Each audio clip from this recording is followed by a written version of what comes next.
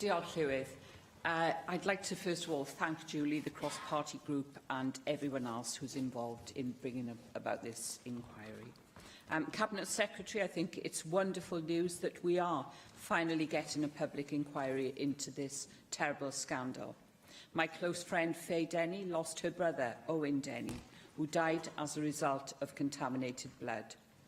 Now Owen and his family and the thousands of other families who were affected by this terrible scandal will hopefully finally get justice. The NHS is there to save lives, and it very often does, but it totally failed Owen and many people like him on this occasion.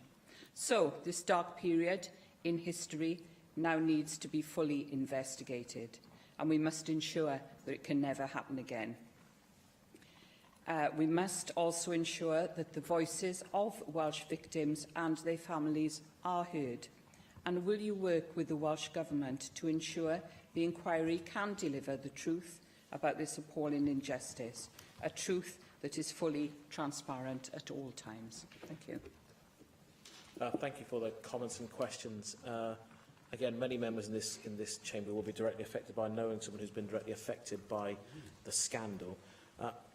What pains to do is not to try and claim the Welsh Government can write the terms of the remit for the inquiry.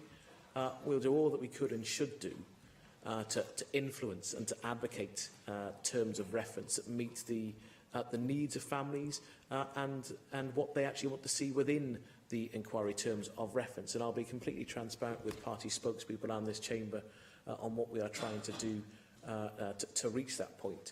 I goes to the same point about the timescale as well, because almost all of us will want to see a brief timescale. But given the period of time that this is taking place, given the number of documents that are likely to be provided or need to be provided and disclosed and then considered, I would not anticipate a public inquiry being quick.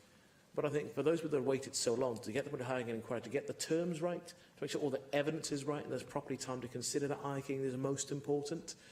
That means inquiry has to be properly equipped, rather than asking an inquiry with a huge remit with hardly any resources to do so. So they're all points that we'll be making in our conversation with the UK Government and points we want to consider together with affected families. But as I say, I'll be completely transparent with this chamber about the efforts the Welsh Government makes to try and advocate for people who live here in Wales.